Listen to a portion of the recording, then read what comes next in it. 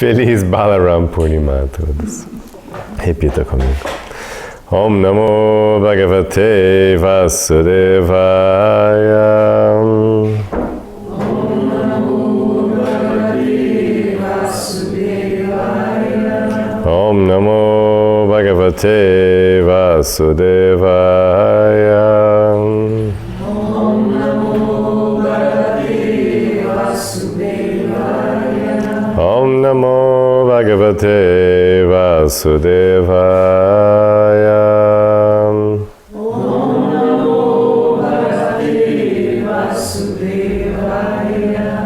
Srila Prabhupada ki jai, Srimad Bhagavatam ki jai, Namo Vishnu Padaya Srimati Vidananda Das Goswami Namaste Namaste Prabhupada Pramodaya Siddhanta. Hare Krishna. Então hoje a gente está celebrando, hoje é um dia sagrado, bonito, Balarama Purnima, a lua cheia, então uma lua cheia maravilhosa, né? A lua cheia de Balaram, e Balaram é a forma Bhagavan que faz o papel do irmão de Krishna, o irmão mais velho de Krishna. Como a gente já explicou em outras aulas, né, tem essa ideia um pouco difícil de assimilar para nós aqui no Ocidente, né, do monoteísmo polifórmico, que é uma ideia difícil de entender aqui, que não tem nada a ver com politeísmo, mas a ideia é que o único Supremo Deus, que ele escolheu se manifestar em muitas formas e personalidades diferentes, para expandir a troca amorosa, não só dele experimentar o amor com ele mesmo, mas também principalmente das infinitas almas poderem experimentar o amor com Deus de diferentes formas e participar como coadjuvantes do amor de Deus, do amor próprio, né? Que a gente fala tanto de amor próprio, mas Deus também tem amor próprio. Do amor próprio de Deus com Ele mesmo. É um difícil assim um pouco, mas quando você pensa faz sentido. A gente não está sempre falando, né? Você tem que desenvolver amor próprio, você deve se amar, né? Você deve ser sua melhor companhia. A gente não fala assim? Eu sinto assim. Então a gente tem isso e Deus faz isso também, só que como Ele é Deus, Ele tem essa capacidade de se manifestar separadamente, o mesmo Deus. E assumir essas personalidades diferentes. Então Balaram, ele faz a personalidade que ele tem, essa expansão de Deus de Balarama, como ele tem o amor do irmão mais velho. Então esse é um amor especial, muito lindo, né? Esse amigo íntimo que conhece tudo, mas é um pouco mais velho, então também está lá para proteger, como se fosse para dar aquela cobertura assim, né? Em momentos de perigo, em momentos de dúvida. Então Balarama faz esse papel. Mas como ele é o próprio Senhor, então também ele tem toda suas lilas, que a gente chama, ele tem as suas atividades próprias, que por si só, enfim, é foco de alguns, né, de toda uma comunidade de devotos que tem o foco em Balarama e não em Krishna. A gente não destaca isso muito, mas tá lá no Bhagavatam aqui, só que no 10º canto. Então, da mesma forma que Krishna faz a dança, né, a dança da rasa com as gopis, também tem as gopis que são fãs de Balarama e não de Krishna. E também dançam com ele, tem suas brincadeiras com ele, etc. Então tem isso aí de novo não é destacado muito, mas tem a menção. Então tem toda uma série de devotos, tem uma forma, um samadhi que se atinge, né, em prema, em amor puro, que tem o foco em Balarama. Que tem o foco em Balarama e não em Krishna. Essa opção está lá. Você vai sentir quando você for evoluindo, talvez seja o seu caminho, seja ele, você vai sentir. Né? Como o mestre espiritual fala, assim, na medida que as nuvens vão sendo sopradas, a cor do céu se revela. A gente não tem que ficar pensando qual que é a cor do céu, deixa a nuvem embora que você vai ver. E assim também a sua raça, a sua ligação com Deus vai se dar assim, quando você for se purificando, as nuvens, o véu da ilusão vai se dissipando. À medida que você vai se dedicando às práticas espirituais, ao sadhana, né? A gente vai falar hoje sobre o entoar a vibração transcendental, fazer uso da vibração do mantra. À medida que você vai fazendo todo esse processo de purificação, vivendo uma vida dhármica, vivendo aqui e agora, limpando toda a sua mente, seu coração, e aí vai revelando o seu relacionamento eterno. Quem você realmente é, a autorrealização. Então tem isso de Balarama, aí se você for querer se aprofundar, né? A gente não vai entrar aqui porque são detalhes muito avançados. Mas tem lá, né, no 10º canto desse mesmo livro que a gente está lendo o 11º canto, mas no 10º canto, então, narrou, né, várias, a gente chama de lilas, várias histórias, várias atividades diretamente envolvendo Balaram. E aí, para quem quiser uma versão mais fácil, não conseguir achar o Srimad Bhagavatam, tem o livro Krishna, a Suprema Personalidade de Deus, tem 2 volumes, e esse livro está disponível, traduzido em português, e também tem em áudio, eu fiz ele todo em áudio, e lá você pode ouvir, então, as histórias de Balarama, entender mais, você sentir, né, deixar aquelas histórias transcendentais entrarem no seu coração e dissiparem a escuridão lá dentro. Então hoje é Balaram Purnima, mas a gente vai seguir aqui lendo esses ensinamentos de Krishna, o irmãozinho de Balaram. Porque, enfim, a gente sabe que a gente não se confunde nesse politeísmo, nesse monoteísmo polifômico, a gente não se confunde em entender que Krishna é o aspecto mais importante, mais elevado, mais completo de todos, mais atraente. Por isso que tudo realmente se gira em torno de Krishna, mesmo as outras expansões de Bhagavan giram em torno de Krishna, como Radharani, Balaram. Eles giram em torno de Krishna, e não que Krishna gira em torno deles, né? Então tem essa questão assim, para você captar também e entender. Mas então a gente está lendo aqui os ensinamentos de Krishna, e a gente está nesse capítulo interessante, né, sobre a descrição da perfeição da yoga mística, os poderes místicos que se atingiam no caminho da meditação pura, que os yogis conseguiam atingir depois de muitas e muitas décadas puramente meditando em focos cada vez mais sutis, conseguindo prender a mente em aspectos cada vez menores da energia material, eles conseguiam de alguma forma realmente influenciar a energia material. Hoje mesmo eu estava postando um vídeo sobre física quântica e espiritualidade. E tem essa ideia, tem algumas pessoas que pensam, né, a física quântica eu vou poder, né, manipular a matéria, porque no fundo é tudo probabilidades e tudo tá ok. Mas esses yogis, eles conseguiam realmente penetrar num nível que talvez seja esse nível quântico, porque eles estavam com foco tão sutil, a gente está vendo aqui nas descrições dessas perfeições místicas, o que era necessário para atingir algumas dessas perfeições místicas, a gente está vendo que tinha um nível de precisão, o foco era tão pequenininho, o foco que eles mantinham a mente, né, era tão extremamente pequeno. A gente vai ver agora aí nesse verso, por exemplo, eram coisas assim que realmente talvez sejam, a gente poderia dizer, não seria totalmente errado dizer que estão no nível quântico, né? Então quem sabe nesse nível dá para você manipular a matéria, né?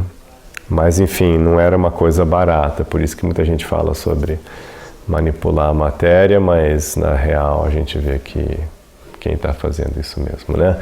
Assim, nesse nível aqui, eu não conheço ninguém, né? Então a gente já viu os poderes mais hiperpoderosos, e agora a gente está vendo os poderes que são considerados secundários, mas que para a gente eles não são nada secundários, eles parecem muito poderosos também, mas esses aqui são os poderes secundários. Então a gente está lendo aqui alguns desses poderes secundários, e hoje a gente vai então ver um sobre poder do som e da visão. Vamos ver. Então repita comigo, verso 19.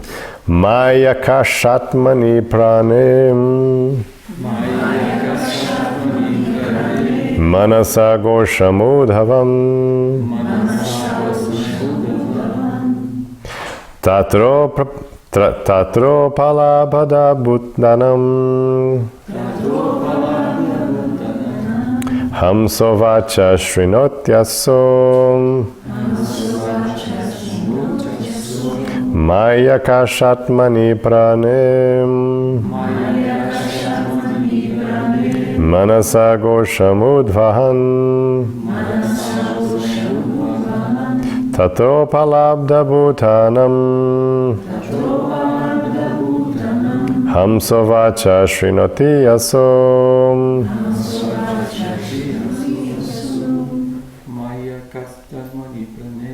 Maya kasatmani pranem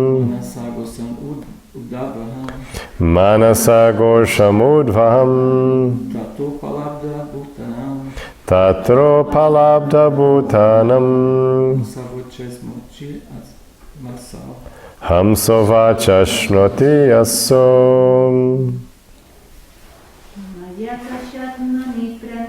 Maya kashatmani pranem Manasa goshamudvahan tatro palabda bhutanam hamsovacha shnoti asom Maim em mim Akasha Atmanim na personificação do céu Pranem no ar vital Pranam Manasam com a mente Gosham o som transcendental Udvahan concentrando em Tatram lá no céu Upalabdam percebidas Bhutanam de todas as entidades vivas Hamsam a entidade viva purificada Vacham palavras ou fala Shrinotim ouve Asom ele. Repita comigo, aquela entidade viva purificada que fixamente nas extraordinárias vibrações sonoras que ocorrem dentro de mim como céu personificado e o ar vital total é então capaz de perceber dentro do céu a fala de todas as entidades vivas. Eu vou repetir sozinho. Aquela entidade viva, purificada, que fixamente nas extraordinárias vibrações sonoras que ocorrem dentro de mim, como o céu personificado e o ar vital total, é então capaz de perceber dentro do céu a fala de todas as entidades vivas. Então aqui é interessante, aqui a gente tem duas palavras que já entraram no nosso vocabulário, né? Uma um pouco mais mística, não entrou geral, e uma que é um pouco mais conhecida. Primeira é Akasha, né? Akasha, assim, seria como que a gente traduz aqui como o céu, né? Já deve ter ouvido falar, registros akáshicos, né? Então Akasha não tem uma tradução legal, mas aqui é traduzido assim como se fosse um registro do céu no sentido de uma coisa sutil que tem na matéria. Mas aqui que a gente está falando em mim. Então, assim, tem uma conexão aqui devocional. Ele está falando aqui que você está sentindo esse Akasha em mim. Então, uma Akasha já é uma visão espiritual, devocional desse campo de conhecimento sutil, akáshico. Aí outra palavra aqui é prana. Então vocês já conhecem prana, todo mundo, né? Você já está bem comum já, né? O conceito de prana, energia vital, a gente chama também do ar, né? Mas na verdade é como o chi na cultura chinesa, na medicina chinesa. Então é mais que não é só um ar no sentido de oxigênio que vem numa latinha, mas no sentido da energia mesmo, prana. Então aqui ele está falando do yogi que está conseguindo meditar nessa coisa tão sutil. Lembra que eu falei, né? Esses poderes, eles têm é um poder de meditação numa coisa tão sutil que é além além do que a gente pode conceber com matéria grosseira. A gente tem visto aqui que todos esses poderes místicos, eles surgem da capacidade de focar a mente em algo tão pequeno. Por isso que eu falei assim, a gente pode até viajar aí e querer falar que é quântico. Porque são coisas tão sutis, coisas que você não vai poder pegar e botar no laboratório e botar assim. Ele está falando uma coisa mais sutil ainda do que tudo isso que a gente pode fazer com laboratório, com super microscópio, sabe? É mais sutil que isso, são coisas que estão por trás desse nível observável da matéria, né? Coisas assim difíceis de quantificar. Então assim, sabe, aqui é Krishna dentro dos registros akáshicos assim do céu e do prana vital, não seria o meu prana, o seu prana, mas todo o prana. Então, se tipo meditar no prana como energia vital que mantém tudo vivo, você meditar em Krishna como a fonte de toda a energia vital, então não é uma coisa assim muito... Até o conceito é difícil, né? A gente teria que ter um outro treinamento para poder até entender o que seria esse conceito, né, na verdade. Então, isso aqui é só um poder secundário, não é nem... Isso aqui é isso aí é básico. Então, quem faz isso, aí ele é capaz de entender, então, a fala de todas as entidades vivas. De novo, também tem margem para interpretação. O que quer dizer isso? Quer dizer que ele consegue acessar todo o conhecimento? Significa que ele consegue ser um hiperglota, ele vai entender todas as falas, todas as formas de comunicação entre, né, seres conscientes. Por exemplo, nos Yoga Sutras de Patanjali, é um dos poderes místicos que ele menciona, só esqueci agora qual que era o foco da meditação. Mas um dos poderes místicos também, ele faz essa lista parecida, ele fala, com foco nisso você vai ter isso, com foco nisso você vai ter aquilo. E um dos poderes que se tem, não me lembro agora qual que é, mas eu acho que tem a ver com ar também. Mas enfim, um dos focos, um dos poderes místicos que ele menciona é a capacidade de falar a língua de todos os animais. Poder conversar com todos, você poder entender a fala de todas as criaturas. Não só humanos, mas de todas as criaturas. Então aqui parece ser algo similar. Então você ter essa capacidade assim de se comunicar com todos os seres. Que é uma coisa assim que no coração a gente sente que deve ter, né? Tem tantos mitos, né? Tem tantas tradições diferentes humanas que falam que já tiveram algo parecido, não é? Tem histórias assim que são realmente só histórias, mas tem outras que são, né, tradições muito antigas nossas, não é? Que falam que o ser humano teria, né, algum ser humano especial teria a capacidade, né, de São Francisco, né, tradições indígenas e druidas, enfim, a gente tem, né, isso vem aparecendo aí, né, na humanidade antiga, assim, então hoje ninguém, mentira e tal, mas está lá, né, tem essa informação aí. Parece que faz certo sentido, né, uma capacidade de comunicação. Eu gosto de uma teoria que eu ouvi assim, que a gente teria isso, mas a gente perdeu essa capacidade. Quase que uma comunicação até telepática, no sentido de se realmente captar, assim, uma comunicação até não verbal. Você poder sentir o que a pessoa está querendo dizer. Enfim, tá aí, né? Mas imagina o nível, né?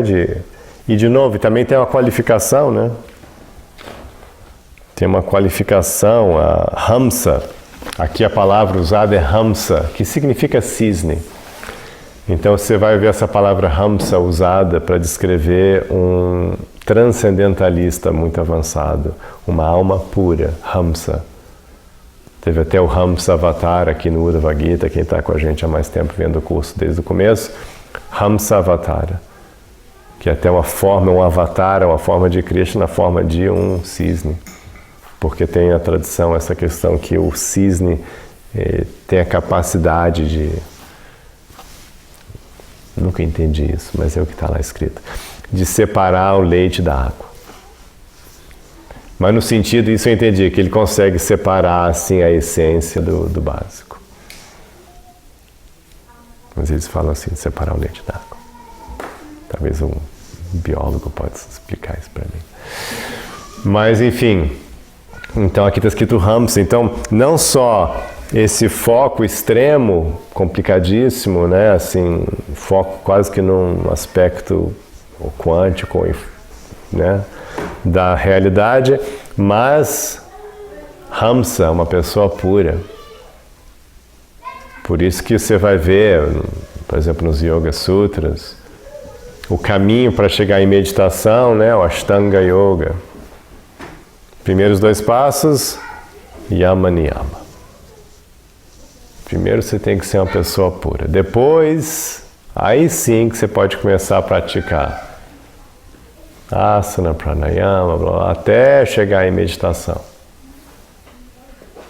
Então essa é outra razão pela qual a gente não vê muitas pessoas fazendo isso, porque tem uma pré-qualificação e as pessoas querem pular e você não pode pular. Você tem que primeiro estar com a mente totalmente pura para ter esse tipo de foco, para ter qualquer tipo de foco. Porque a mente agitada, a mente que não consegue seguir o Dharma, a mente que não consegue se livrar de consumo de drogas, de comidas ruins, de pessoas tóxicas, de comportamentos doentios, a pessoa que não consegue fazer isso, a mente está toda agitada. A mente não está pronta, a mente não tem foco, ela não tem clareza, ela não tem estabilidade, então ela não vai conseguir fazer nada. Mal vai conseguir ter o foco, né? Uma coisa simples que seja, na respiração, no mantra, mal vai conseguir uma coisa assim tão simples. Fica pensando só no copo, difícil demais. Negócio gigante, um copo. A gente está falando aqui, né, nível microscópico, quântico. Então, Hamsa, você tem que primeiro ser um Hamsa. E o significado é muito bonito, vamos ler aqui juntos.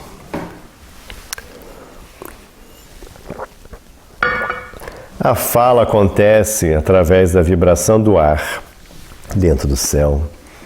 Quem medita no Senhor Supremo como o céu personificado e o ar, adquire desse modo a capacidade de ouvir aquilo que é vibrado a grande distância. Então é dito também que esse é o poder de teleauditivo. A palavra prana indica que o Senhor é o ar vital personificado das entidades vivas individuais e do agregado total de formas de vida. Em última análise, os devotos puros meditam na vibração suprema. Hare Krishna, Krishna Krishna, Hare Hare, Hare Rama, Rama Rama, Hare Hare. E assim são capazes de ouvir a fala proveniente das entidades vivas liberadas, que se encontram muito além do universo material. Qualquer entidade viva pode ouvir tais discursos lendo Srimad Bhagavatam, Bhagavad Gita e outros textos semelhantes. Quem compreendeu apropriadamente as opulências da Suprema Personalidade de Deus encontra toda a perfeição, mística ou de outra espécie, na consciência de Krishna. Então foi bonito, né, essa explicação. Vamos ler mais um aqui, leiam comigo só a tradução. Imergindo a visão no planeta Sol. E depois o planeta Sol nos próprios olhos. A pessoa deve meditar em mim, que existo dentro da combinação do Sol com a visão. Dessa maneira, adquire-se o poder de ver qualquer coisa distante. Eu vou repetir sozinho. Imergindo a visão do Sol e depois o Sol nos próprios olhos, a pessoa deve meditar em mim, em Deus, em Krishna, que existo dentro da combinação do Sol com a visão. Dessa maneira, adquire-se o poder de ver qualquer coisa distante. Então, essa é um pouco mais fácil, né? Vocês podem tentar isso no final de semana aí. Então, foco no Sol, na visão, na combinação da visão com o Sol e depois especificamente na forma de Krishna, ou seja, Deus presente nessa combinação.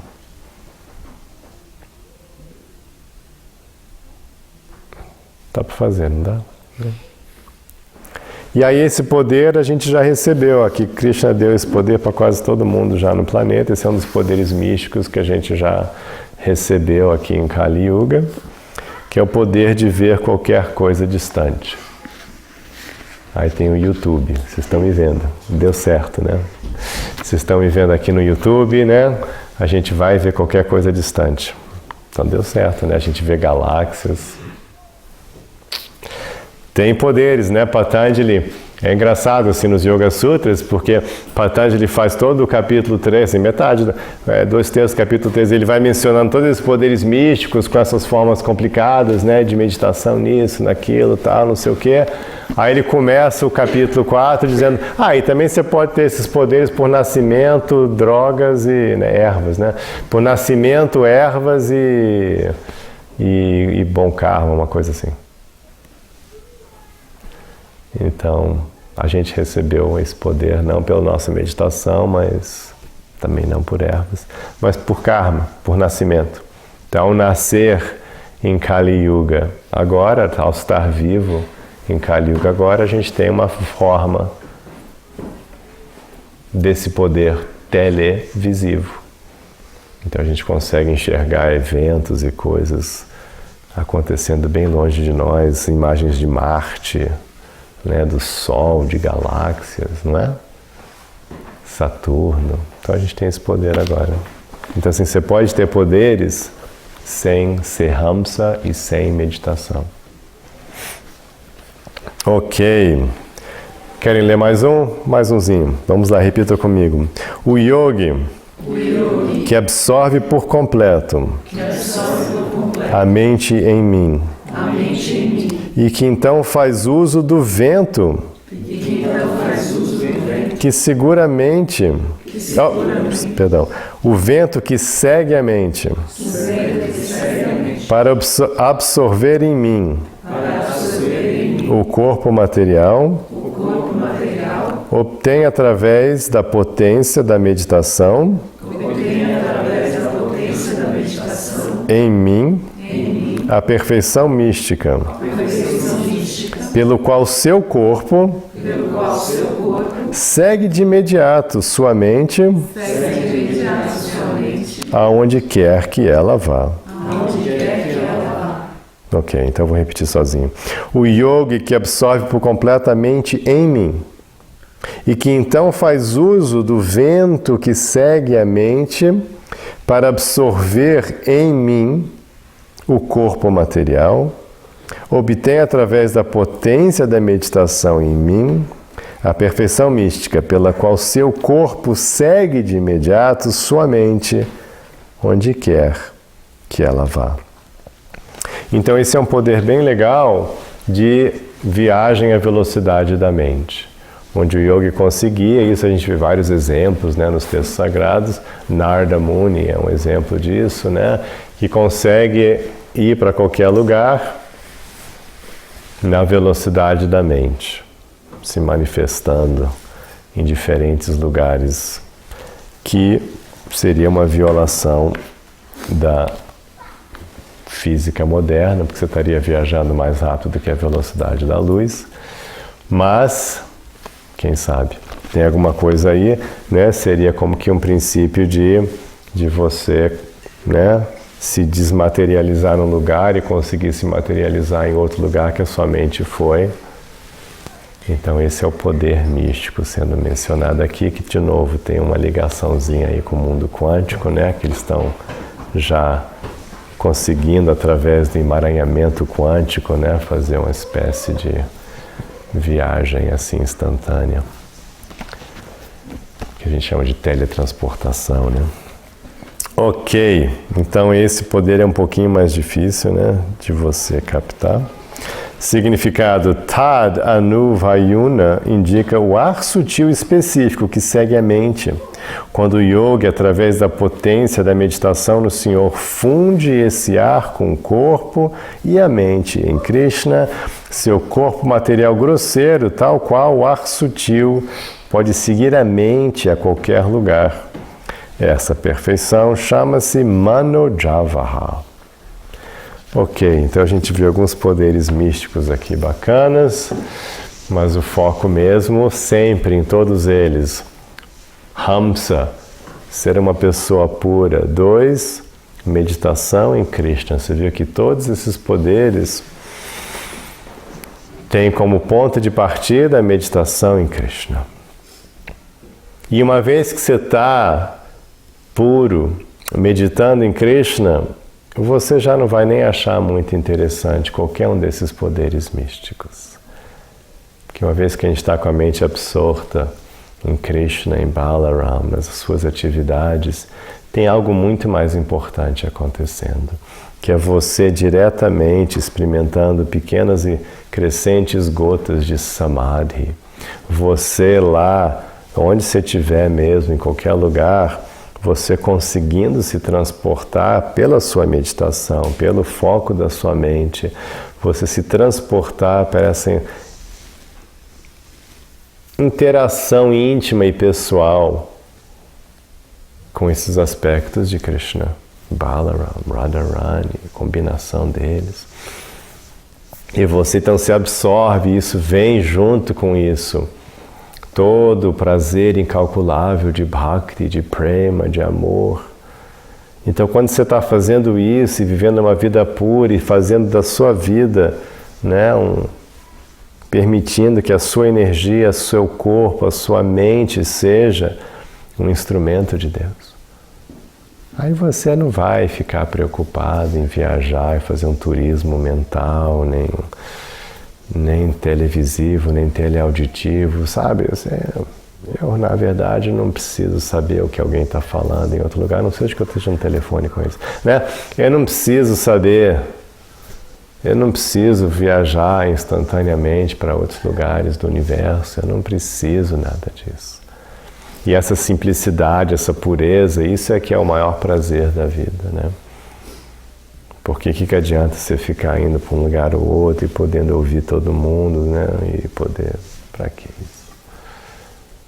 Né? Você já tem tudo, você já é completo. Então, quando você foca a sua energia somente no fato que você já é perfeito e completo, Satchitananda, e que você está já meditando, você conseguiu, depois de tantas vidas perdidas em ilusão, e depois de tantas vidas na escuridão, depois de tantas mortes e reencarnações inúteis e sofredores, depois de tanta dor, você conseguiu viver a simplicidade, o prazer de ser, de transcender, da equanimidade, de Bhakti.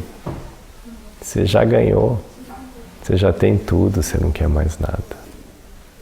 Então, de novo, esses poderes místicos são quase que curiosidades, porque, na verdade, o verdadeiro yogi, e Krishna vai deixar isso claro, né? O verdadeiro yogi não está interessado em nada disso. Só um yogi imaturo. O verdadeiro yogi está querendo só realmente ser útil, servir, conseguir fazer da sua vida, a única coisa que você tem é conseguir fazer da sua vida, né, ser útil para Krishna, útil para a sua vida espiritual. É só isso que importa. Se eu conseguir ser útil, se eu conseguir fazer bom uso dessa oportunidade da minha vida humana, conseguir me iluminar, conseguir priorizar a vida espiritual. É isso só que importa, porque senão daqui a pouco a gente cai de novo no samsara. Daqui a pouco eu estou perdido, então se eu conseguir nessa vida conhecer sobre Krishna, sobre Balaram, isso é muito louco, é muito especial, é muito raro. Poxa, não só eu estou sendo uma pessoa boa, não só eu estou aqui tentando me conectar e entender o que seria a fonte de tudo, mas já entendi que essa fonte é Deus, é pessoal. Não só isso, mas agora eu estou entendendo alguns aspectos dessa personalidade. Uau! É muita fortuna, é uma fortuna única. Então a gente vai investir nisso, a gente vai se dedicar a isso, porque a qualquer momento a gente pode ir embora. E quando você estiver lá naquele momento da morte, aí você vai falar, e aí, o que eu fiz? E é só isso que vai importar. É só isso que vai importar. Se você estava lá viajando com a mente, parece que não vai importar nada. Se você tinha capacidade de ouvir a conversa, não vai adiantar nada. Nada, nada, nada. Mas se você naquele momento falar, não, eu só, todo dia eu estava lá, todo dia eu estava me rendendo, trabalhando, me dedicando, me conectando a Krishna, Balaram, Radharani, todo dia. Todo dia eu estava lá no meu dia a diazinho, tentando ser uma boa pessoa, um bom pai, um bom isso, um bom aquilo, cidadão, amigo. É isso, eu não fiz, tentei não fazer maldade com ninguém, tentei não machucar ninguém. Evitei ao máximo ferir os outros, chatear os outros, incomodar os outros. É isso que vai valer.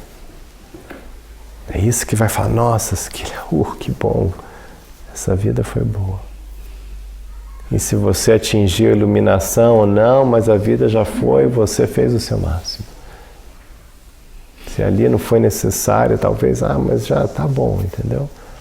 Porque aí você está se tornando Hamsa puro. E você pode, então, naquele momento, focar sua mente completamente em Deus. Que não seria possível se você não for Hamsa, se você não tiver essa pureza desenvolvida, malhada. Que essa pureza não vai vir à toa, não é de graça. É o maior prêmio, a maior conquista. Então você vai ter que trabalhar nisso. Todo dia. Ao longo do dia, você vai ter que acordar pensando nisso, passar o dia pensando nisso, chegar no final da noite pensando nisso e dormir pensando nisso. É esse tipo de dedicação, senão não vai dar certo. Então é isso. Balarama, força do prazer, que Krishna te abençoe, que Balarama abençoe todos vocês com essa força Balarama de prazer espiritual, de força espiritual para a sua vida. Hare Krishna.